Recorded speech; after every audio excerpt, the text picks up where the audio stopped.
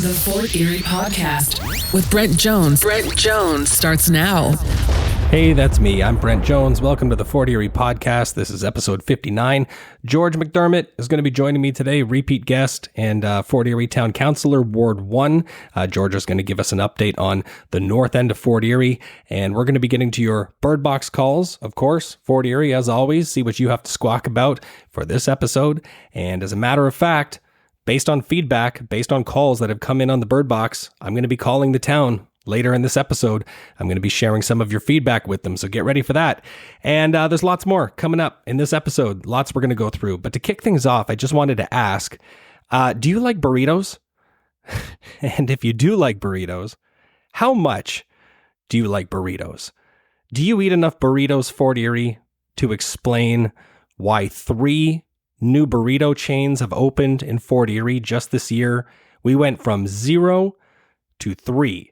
On Garrison Road, we've got Burrito Guys and Bar Burrito. And then on Dominion Road in Ridgeway, Quesada just opened. Now, look, at my house, we love burritos. That actually used to be one of the highlights of, when we would frequently cross the border. When my wife and I would go to Buffalo, it would give us an excuse to stop at Chipotle and get a burrito. But my honest feedback, and maybe this is not going to be a popular opinion, but whether it's Chipotle, Quesada, Bar Burrito, Burrito Guys, what's the difference? That, as far as I can tell, they're all exactly the same. I mean, I know there's some variances in the salsa, particularly the hot salsas, if you really want to nitpick, I guess. And if I'm being very, very honest, I've gone to all 3 locations, all 3 burrito chains, and the best and fastest service that I've received repeatedly has come from Burrito Guys. In matter of fact, if I don't know if it's the owner or the manager, but if he's like processing the payment and I tell him that I forgot my punch card, you get a punch every time you get a burrito. If I tell him I forgot my punch card, he'll almost always give me like a free side of tortilla chips, which I think is pretty great. My wife insists that regardless of having a favorite here in town, that Chipotle is still the best burrito chain of all time. But for me, I can't really tell the difference. A burrito is a burrito, isn't it? It's a flour tortilla. There's some rice and beans, a bit of pork or chicken or whatever you like, corn, cilantro, tomatoes, a bit of cheese. Now, look, burritos are delicious and they're filling. I like burritos, but if you blindfolded me, I couldn't tell them apart. Like, this town has one sushi restaurant. We have one Thai place, one Vietnamese place. We have a couple of sandwich shops.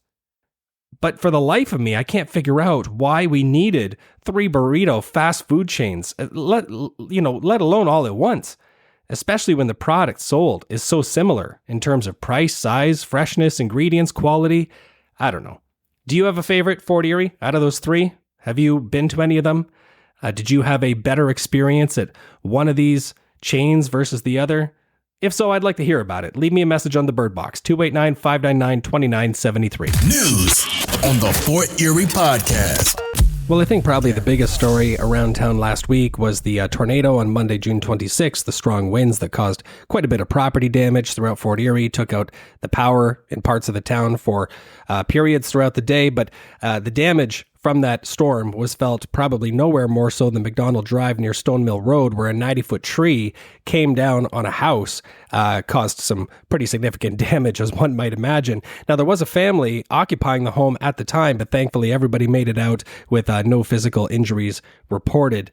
Now, Fort Erie Tennis Club, they are celebrating 35 years since their clubhouse at 353 Central Avenue was built, and they're celebrating that milestone with an open house on July the 8th from noon until 2 p.m. If you want to go out and give the game of tennis a try, even if you've never played, you're being invited to come out. Rackets will be made available for both adults and children alike.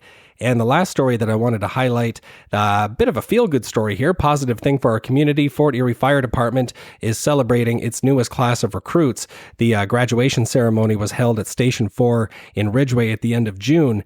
And of course, the most important thing that firefighters do is put out fires. That's what they're there for. But our fire department here in Fort Erie is made up of volunteers, and those volunteers do a lot of other good things in our community, like teach fire education and prevention to elementary school students and the wider community at large. If you're over 18 and you have interest in volunteering to become a firefighter, you are welcome to get more information and learn how to volunteer by visiting forterie.ca. Fort Erie Real Estate with Brent Jones, your friendly local realtor with RE/MAX Niagara Realty. Many of you already know that I sponsored the free concert at the racetrack last week. I was giving out Buy with Brent beer koozies and Fort Erie podcast t-shirts, and I got a chance to meet quite a number of you. Thanks for coming out. I know the weather scared some people off at the racetrack, but a bunch of you still came out, and I was approached at one point in the evening. We'll just call him a mailman, a letter carrier, a Canada Post worker approached me, and he asked me a question that I think a lot of people around town probably have, and his question was regarding the legitimacy of, those supposed handwritten letters you get in the mail, somebody offering to buy your home. It's supposed to look like a letter. It's supposed to look like somebody wrote it by hand. But of course, if you look closely, you can see that it's printed. It's mass printed. It's just supposed to look like somebody's scribbly handwriting. And that's probably your first red flag when you get one of these in the mail, is that the person sending it is trying to make it look like something that it's not. So that should probably be your first clue. But this mail carrier said, he delivers thousands of these things every year, and he was wondering how legit these practices are. You might have got one before from Raj. You might have got one before from Ryan. I just, there's always like just a first name only given on these things, and I got one in the mail just last week. This one claims to be from an organization called the Cash House Buyer Team. I'm not going to share their contact info with you, okay? You can look them up if you want, but there's no one particular person specified. There's no, hey, I think you should call the number and talk to so-and-so. Let me just, let me read what's actually on this supposed handwritten card that I received. It says, "Hi!" ! I don't know if you received my previous note, but I wanted to reach out again. My team of investors and I are interested in buying houses in your area. Selling a property is not always easy for many reasons, but we're here to help make it as hassle-free as possible. As a reminder, here's what we can offer. Cash to your lawyer. Well, yeah, anytime you sell a home, the buyer's going to have to provide cash to your lawyer sooner or later. Here's what we can offer. Cash to your lawyer. Flexible closing. Buy as is. No need to fix or repair. No for sale sign or open house, smiley face. No realtor commissions. This is my favorite one. That's my favorite point. I'm going to come back to this one later. It ends, if you're looking to sell for any reason, underlined, any reason, call or text. They provide a phone number. Thanks, the Cash House Buyer Team. So a few things. People think sometimes that these are actual, like, handwritten. Somebody intended to send this to them, particularly, and I hate to single anybody out, but particularly elderly homeowners. I actually spoke with a lady one time who listed with me, who received one of these in her in the mail not long before she listed her property with me, and she said, "Man, I don't know how this Ryan person knew I was about to sell." Well, Ryan didn't, ma'am. These are mass mail. They're basically flyers sent out through Canada Post. Everybody gets them in town, and they all say the exact same thing. The same way I do a postcard mail out once or twice a year. The only difference is, as a realtor, I have to identify myself, my full name, my contact info, what brokerage I work for. There are advertising laws for realtors in Ontario under the Real Estate Business and Brokers Act. But what I ended up explaining to this mail carrier at the racetrack is that any private buyer can offer to buy your home. So there's some legitimacy to these things. Like if you were to make a living trading in real estate, say offering to sell properties on behalf of somebody else, you would need to be licensed in Ontario to do that. Trading in real estate, you have to be registered as a realtor under the Real Estate Business and Brokers Act. But any private citizen or company can approach you at any time and make an offer to buy your property. That part of it is perfectly legit. It's legal. But at the same time, calling up one of these private buyers that sends you this mass mail, probably not a great idea. The reason why they can offer you flexible closing and we'll buy it as is and all that. We don't have to do an open house or anything because we're just going to buy it from you. Is that these buyers, these private buyers, have no intention of paying what your house is actually worth. These letters are basically designed to prey upon vulnerable people and sometimes misinformed people. Like, for instance, when I say vulnerable people, maybe you just lost your job. Okay. And you need to sell your house fast. You've taken a job somewhere else. You got to sell. You got to get out of here. So you go, hey, they can offer me cash and they can close next week. Or maybe you got behind on your mortgage payments and now the bank is about to power of sale your home. Well, these guys will just walk in and buy your house. Now, they're probably going to give you hundreds of thousands of dollars less than what fair market value actually is. And that's why it's funny when they say on there, one of the benefits of working with them is that you don't have to pay any realtor fees. Sure, you can save $10,000 in realtor fees and you can give your house away for $100,000 less than it's worth. If that math makes sense, I encourage you to call the Cash House Buyer team right away. So I reminded, one of the things I like to remind homeowners, and this is what I reminded the mail carrier of at the racetrack, is that as realtors, we're paid on commission. So I have every incentive on planet Earth to sell your home for as much as possible. The more your home sells for, the more I ultimately get paid. But these guys, their incentive structure works differently. They just want to buy your home for as little money as possible. So if you don't know what your property is actually worth, even distressed as it may be, you are potentially losing out on a lot of money. And by the way, I should underscore that point. These guys want to buy distressed homes. That's how they make money. They buy homes cheap and then they do some, we'll say, renovations. They flip the house basically, and then they resell it for a profit. That's how they can afford to keep doing these mass mailouts because somebody's calling them and selling their house to them for next to nothing. Now, look, Fort Erie, I can't tell you what to do, okay? If you want to call these guys, be my guest. But my suggestion, call me. Let me give you a free opinion of value. There's no obligation. You don't have to work with me, but I can tell you what fair market value for your home actually is. My number's 905-626-8826, 905-626-8826. But even if it's not me, at least call another experienced agent, somebody local around town to give you, to do a home valuation, to give you a sense of what fair market value is. Or you can decide to call the Cash House Buyer team or Raj or Ryan or anyone else named on one of these mailouts. It's totally up to you. Just don't say I didn't warn you. It's Fort Erie's answering machine, the Byrd Box. Welcome to the Byrd Box. This is Fort Erie's answering machine. You can call 24 hours a day and squawk about anything you like. It's called the Byrd Box because the last four digits spell BYRD 289-599-2973. I'm going to play just one call this week, but it deals with two topics that we've been discussing these last couple of episodes of the Fort Erie podcast. First off, nominating one of the worst roads in Fort Erie. Have a listen. Just wondering what's up with Burley Road between Dominion and Thunder Bay. Why can't the town get that road fixed? It is in awful, awful condition. Yeah, so this is actually the second caller, the second person who's called in to nominate Burley Road, specifically the stretch between Dominion and Thunder Bay, as the road that's in the worst condition in Fort Erie. And I also picked that road. I also think it is the worst road in Fort Erie, the worst condition. And I mentioned in the last episode that it's not just how busted up the road is, it's how narrow it is, how sort of, worn away it is at the edges. It's actually unsafe at some parts for two vehicles to drive past each other. So what I decided to do, and I'm going to do this a little later in the episode, is I'm actually going to call the town of Fort Erie to report this. That was never the purpose of the Byrd Box. It wasn't intended to be a complaint line, like call in your complaints here and I'll relay them to the town. But by the time, out of the hundreds and hundreds of roads we have in the town of Fort Erie, by the time you have two callers and then plus me, nominating the same road, I would just be curious, does the town have a plan to actually fix that road? Not just, they threw some asphalt down a couple of weeks ago, but is there any real tangible plan in place to redo it? Like parts of Nye Road used to be all busted up like that too. And then parts of Nye have been resurfaced. And I'm just curious if there's anything in the works for Burley. So this same caller, though, goes on to talk about another topic that we discussed last week, and that's the price of groceries. Here's the second half of her message.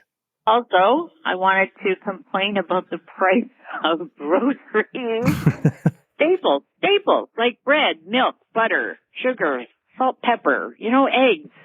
Everything is so expensive in the town of Fort Erie. Why can other places run sales on these things and we can't? Well, I don't know if that's the case or not. I don't know that groceries are any more affordable, let's say, in other markets, at least not that I've seen. And, some people who reached out to me on social media complaining about prices of groceries where they are not even from Fort Erie, even though they may follow me or may listen to the Fort Erie podcast, are not necessarily in this area. I was elated last night when I went to Sobeys. I went to pick up some milk, and I found that 2-liter cartons of milk were on sale for like $3. I mean, you celebrate the small wins where you can, right? But the truth of it is, groceries are out of control everywhere, right across this country. I don't know if it's a Fort Erie problem specifically, but cost of living in general is absolute insanity. Anyway, Fort Erie, I'd be happy to have you call in, weigh in on either of these topics: the worst road in Fort Erie or the most egregiously priced grocery items that you've seen in recent history, or anything else, something positive you saw around town, your favorite fast food item. We were talking at the start of the episode about burritos. If you want to weigh in on burritos, that's a perfectly good reason to call the Byrd Box too. Have something you want to squawk about? Let the whole town know what's on your mind. Call the Byrd Box at 289-599-2973. That's 289-599-BYRD. George, how are you today? I'm great, and I'm happy to be with you. Hey, thanks, George. I appreciate you making time for this. Now, you are the counselor for Ward 1, Town of Fort Erie. Could you start maybe by reminding listeners, what area is Ward 1? So, Ward 1 is basically the north end of town. Catherine Street is the cutoff. So anything from Catherine Street all the way back down to Lindbergh Drive and down the highway as close as the marina. So kind of the area including, Bridgeburg. We'd call Bridgeburg the old downtown. That's all part of your area then, yeah? That's for sure. Well, congratulations, sir, by the way, on re-election. I think you've been a guest on the Fort Erie podcast before, but we haven't talked a whole lot since. Did you have some pretty fierce competition in the last municipal election or what? Well, any competition is fair. I guess during the campaign, the thing that disappointed me the most was the fact that there weren't really any debate where everybody could get out and debate each other on the issue. Not sure why that wasn't, but a lot of the service clubs kind of shied away from that during the election campaign. So if there's any regrets there, I kind of felt that we really didn't have an opportunity to speak to the issues. We pretty much had to handle that at the door. Well, what do you think was maybe the big one or two issues that sort of, that you got reelected on? What were the big issues that you took a position on kind of last election and still through to today, let's say? Well, I don't think there were really big issues. It's always the same issues, but they're reoccurring, such as, the battle between the town of Fort Erie and the Niagara Health Systems and the provincial government with regards to healthcare in our area wasn't an issue at election time, but I always put reminders out to the people during election time with regards to our healthcare, because it seems to me that it's always under threat. It's been under threat since 2005, where we lost our hospital, our emergency care. And then we've had difficult times during the pandemic where we were closed for a little bit. Now, of course, they're cut back on the hours again. And once this new hospital is built, it's up in the air whether, right now we're not in the NHS's plan. So, we're going to be very busy at AMO this year with regards to talking about healthcare, because it's a huge issue when you're a growing community such as ourselves. Well, absolutely. I mean, it's one of those things where I'm sure our town councilors and our mayor have their points where they disagree on things. I don't think there's anybody on town council that is happy to see that the hospital is having its hours slashed. Well, you're absolutely correct on that one. We're typically always outraged at these things. However, I mean, I've been involved in this since 2008, I think, when Doug Martin was in office, and just to get the urgent care center was a chore. And then later on down the line, we've been through different CAOs at the NHS, and we've had different promises made and broken. And so, we kind of expect it. All us councils really want. We want to have reliable and constant healthcare day to day without interruption, which is not to ask for, but you can be sure that council over the last little while has been working on options, just in case they want to pull the rug from underneath us. We're going to be ready for that. So there's different ways we can do that with family health teams, and there's different options out there. Port Colborne's going to go through the same thing. For sure. So, for sure. Yeah. But you have to have urgent care. You have to have an urgent care center. Common sense just tells you that. If they're having staffing problems, they better fix it, because of the fact that we're a growing community. By the time that hospital is built, we could be 40,000 people. Sure. What is our number? What right now our population? I mean, we're hovering around 33,000? I would say probably between 33 and 35. But, there's a lot of projects that we have going, such as like the Fort Erie Hills, which is where the Rio Vista Golf Course was. Mm-hmm. I mean, they have the potential of about 1,700 homes out there, which would, they would help the economy of the North End in many, many ways. And but they're going to need health care too, right? So the more we grow, the more health care we need. The more our demand is, right? Well, let's talk about the North End, because, you mentioned earlier, promises broken. And if it seems like, kind of the refacing of Jarvis Street, that seems like a promise kept. I mean, that's something that, I think the last time you were on the show, we talked about, the various things that were supposed to happen to Jarvis Street. And, the pandemic hit, shortly thereafter. And a lot of stuff got sort of put on the back burner. So is there, maybe to recap for people who haven't, taken a trip up that way, what's been done to Jarvis Street? And are there any other plans for kind of remodeling or refacing things there? Yes, there is. We're hoping that probably somewhere near the end of July or the middle of August that Jarvis Street complete. They run into many, many issues, mostly supply chain issues, such as rebar and light poles and stuff like that. But they seem to be getting it together now. We're moving a little quicker. So once that street is done, and there are some major projects on the street that are also going to, be very helpful. New businesses in town, like for instance, this year we've had 57 new businesses come through. Many of them on Jarvis Street, such as like Manic Maker or Bard Swallow Book, Love Bee, and Bridgeford Furniture.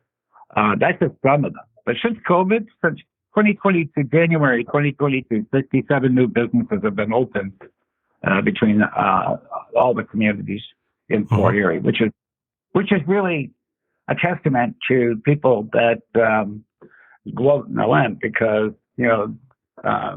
there a lot of them open during COVID, which is something. A lot of new young entrepreneurs, and we're very happy about that.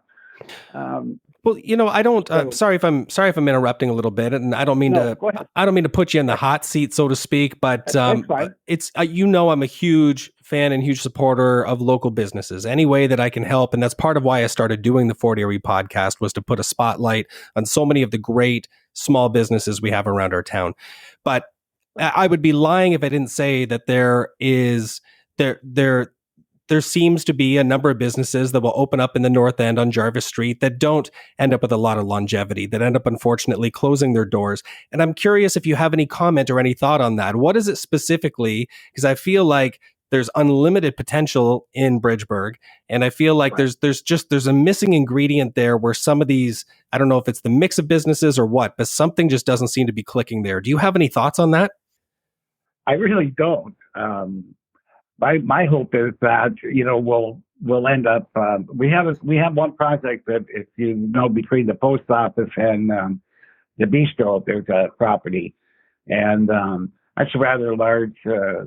Going to be some sort of a big commercial development and apartments up top. We're not certain what the bottoms will be, and we never are really. I mean, there's just a niche. There's a call for niche products here. We've had bakeries that have failed. You wonder why. It's very difficult to say why people aren't successful, whether it's marketing or what it is. But I think once the new street is finished and all is said and done, I think they're going to find the North End a good place to invest in. So we're hoping, for more along the entertainment line, where people are coming in and putting in a restaurant, or like even we've had our coffee shop. We thought it was a former coffee culture in Green Apple. They didn't do well there either. Really spend the money to make the street look inviting, and then it's up to entrepreneurs to put the right product in there where they're going to work. It's very difficult to say why people aren't successful, but that happens in many areas of town. I mean, for every opening that we've done, there's been a closing somewhere down the line.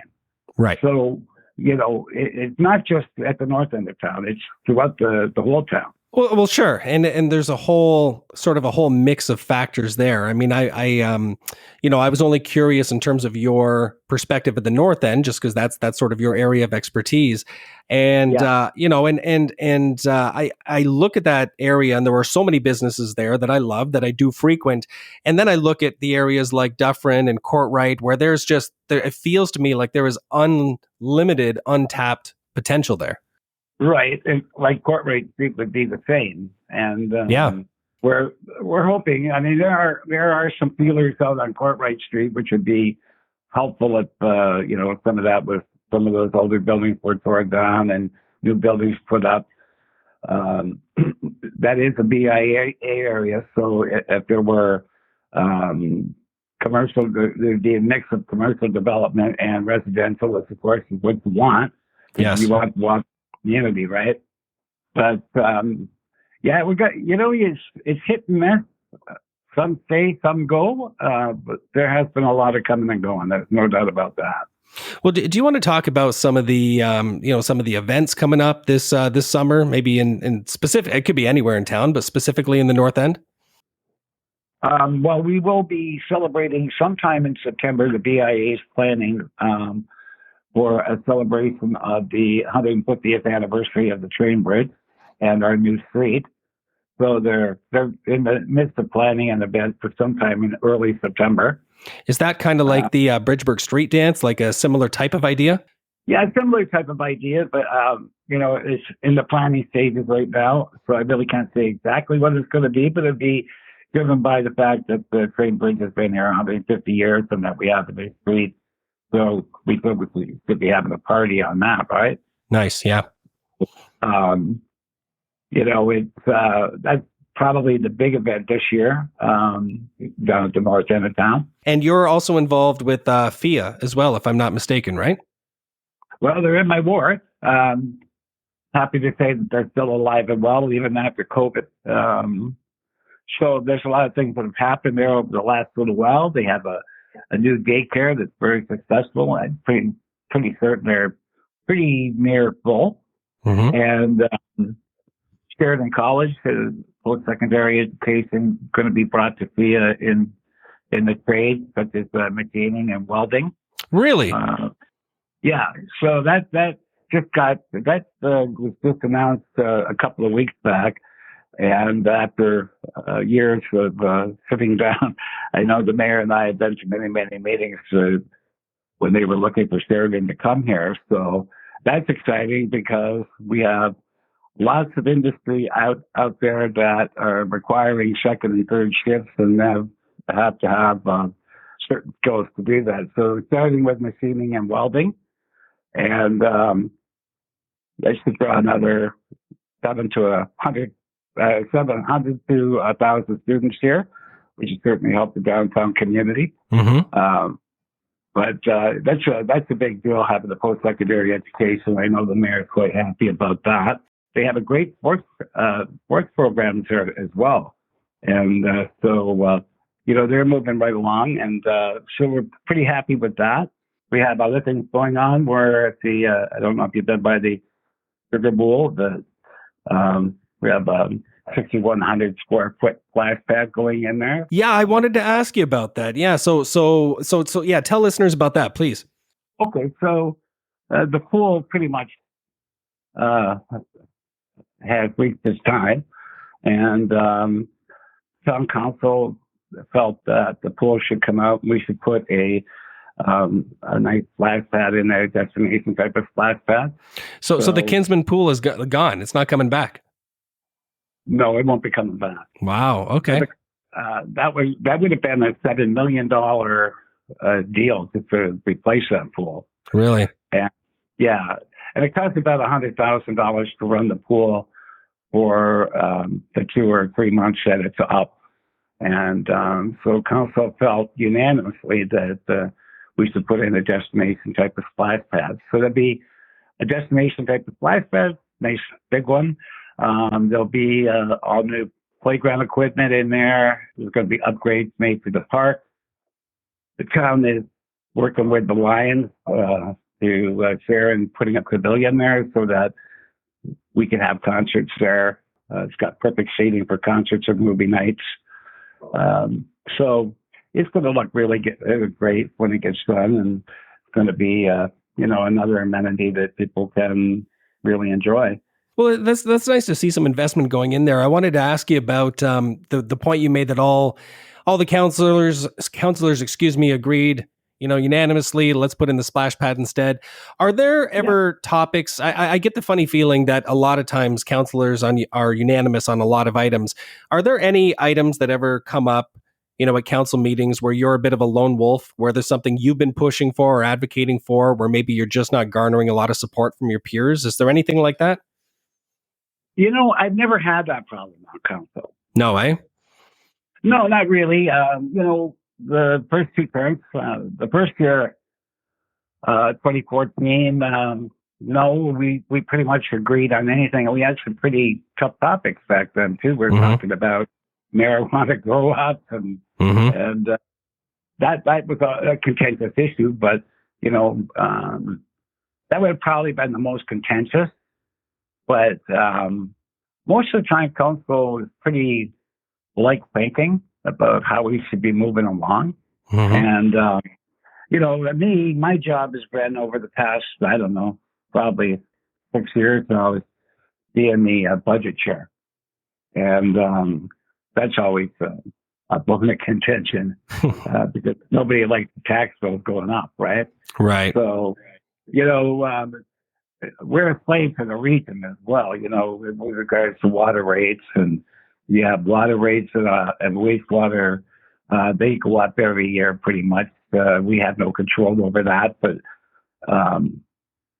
and we had at least a heads up this time around that the region was going to be around 7%, right? So once you have the region at 7%, and then you have a 3.1 or 3.2 regional transit charge that leaves us, there's not much to spend after that, right? So where we were sitting at 4.5 at one point when we were thinking about the budget, we knew that we had to bring in a low one because, if we would have come in at 3, that would be like a 10% increase. How do people sustain that? I am happy to say that the municipal portion of that tax bill, twice now, this year and the year coming out of COVID, was at 0.9%, and that's pretty good. Yeah, I think so. You don't see it very often, but I'm glad they do split that tax bill out so people can actually see that their council's working to keep it as low as they can possibly do. But it's very difficult because costs have gone up almost 50%. So no matter what you do, right? Yeah. No matter, so you never ever find where you put money aside for projects. Very rarely that they can come in higher than what they were actually supposed to. The Fort Erie Podcast.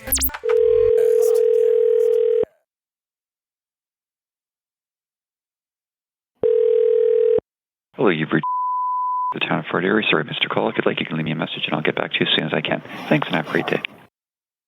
Please leave your message after the tone. When done, hang up or press the pound key. Oh, hi there. My name is Brent Jones, and I live in Ridgeway. I'm a local realtor with RE/MAX Niagara, and I also host a local online show called the Fort Erie Podcast. I don't know if you're the right person to speak to, but the reason I'm calling is that I do a segment each week on the Fort Erie Podcast where I ask local folks around our town to call in any things they see around town, good, bad, or otherwise. And I've now had several calls from folks complaining about the condition of Burley Road, specifically the part that spans from Dominion down to Thunder Bay. Now, I know the town just kind of went in there and packed some of the potholes with asphalt. That happened just a few weeks ago, but the road itself is still pretty rough. So I was just wondering if the town has any plan to fix or redo that stretch of road.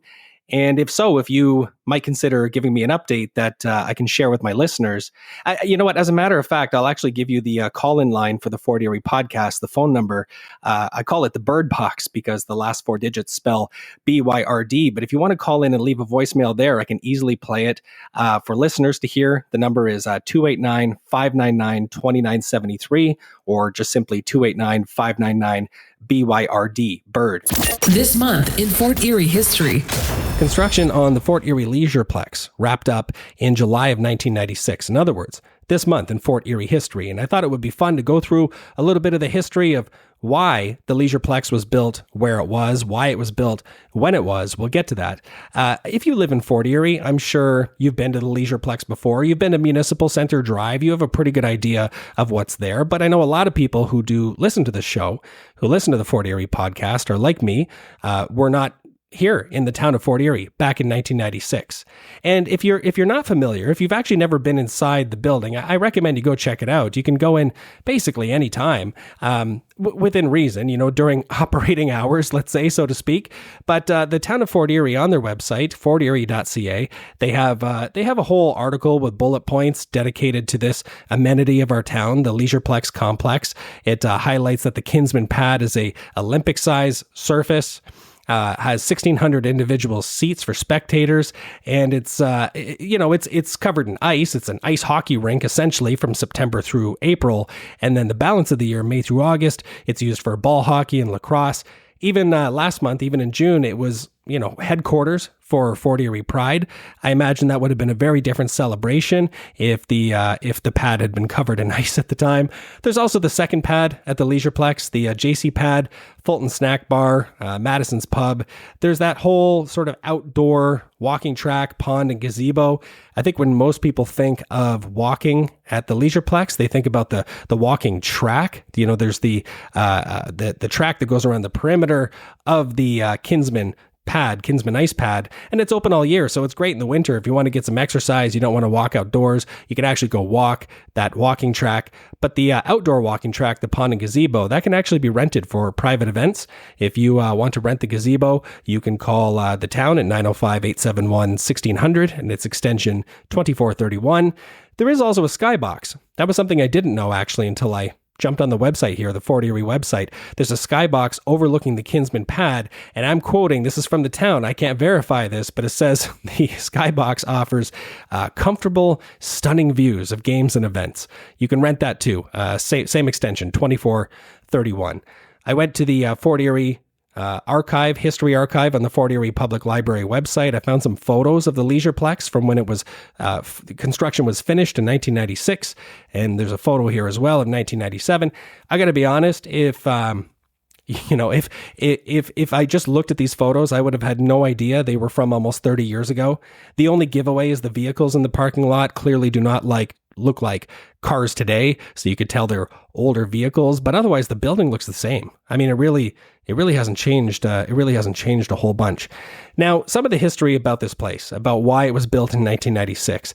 As you know, if you regularly listen to the Fort Erie podcast, these history segments I do, I take some liberties, guys. I'm not a historian, okay? But I'm going to give you the rough idea. Those of you who were here at the time probably remember the story better than I'm going to tell it.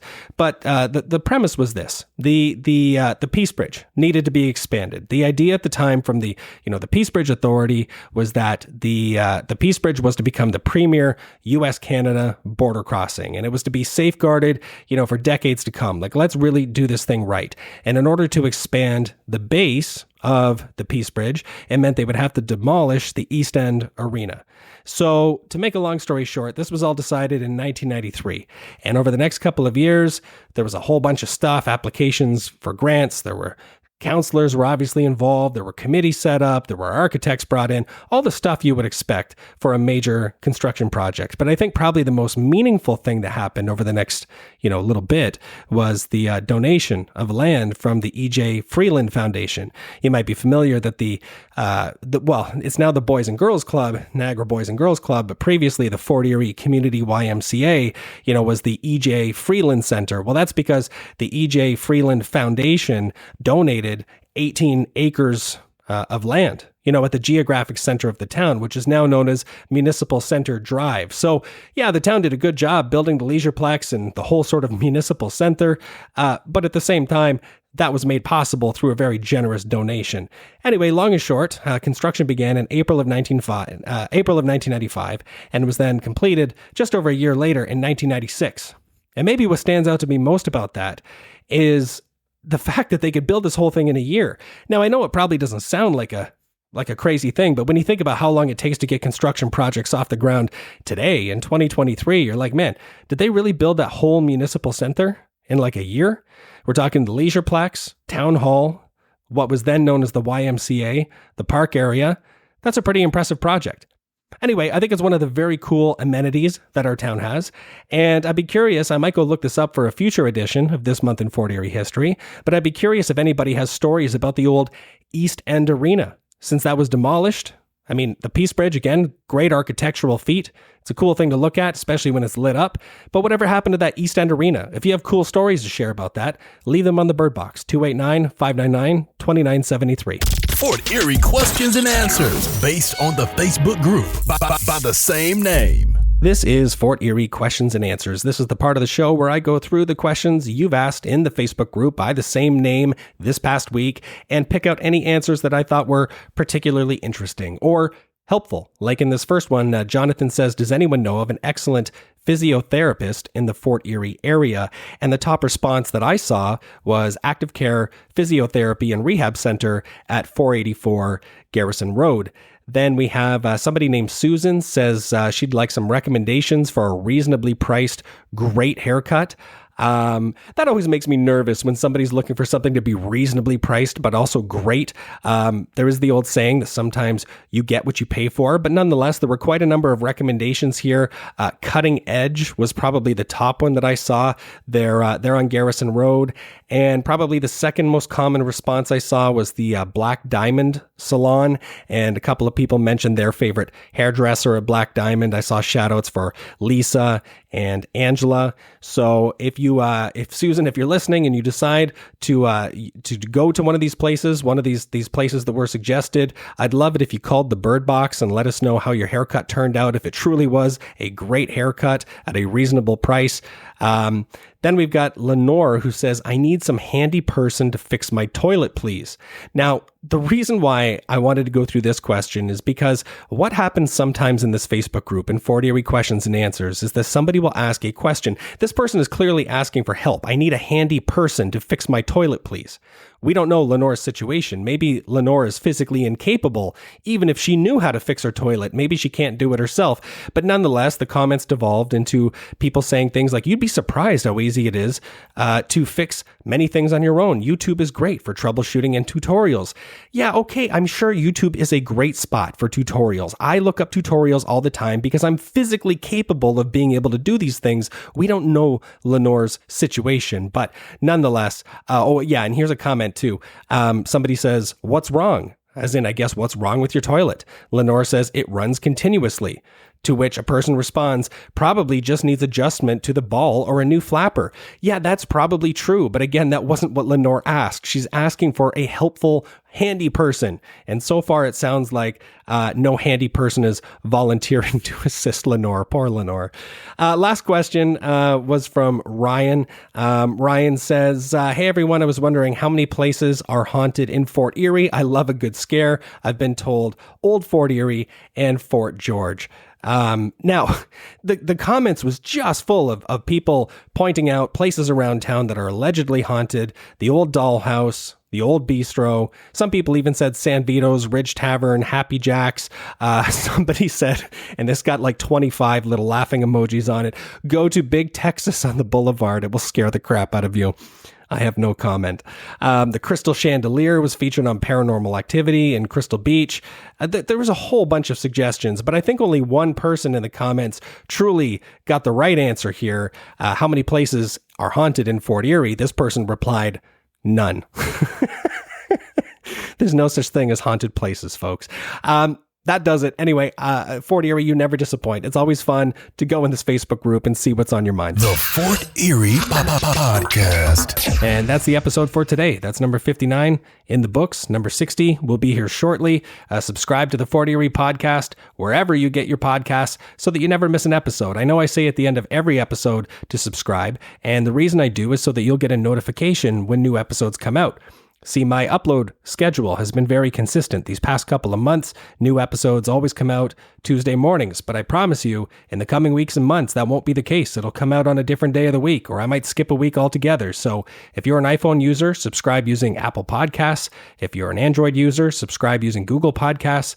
And if you listen to this show on your desktop or laptop computer like some kind of weirdo, then I guess download Spotify and subscribe that way. These are all free. Apple Podcasts, Google Podcasts, Spotify. You can subscribe to this podcast or any other podcast for free using any of those platforms.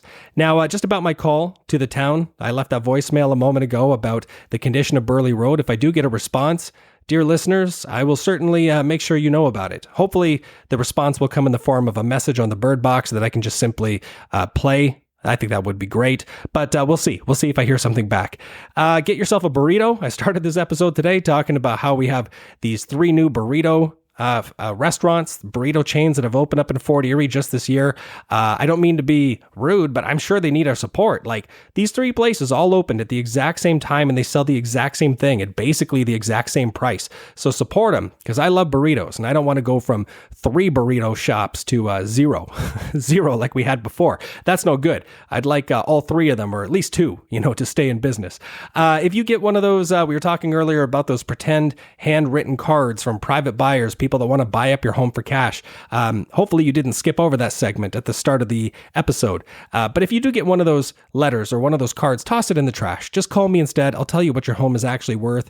And as always, Fort Erie, get your messages in on the Byrd Box. Any topic you'd like, 24 hours a day, anything you see around town, good, bad, or otherwise, 289-599-2973 or 289-599-BYRD, B-Y-R-D. You could even leave a message nominating a future guest that you'd like me to have on the show.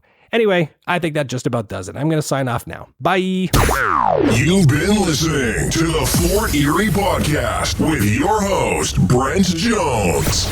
Never miss an episode. Subscribe on Apple Podcasts or Spotify, or visit theforteriepodcast.com.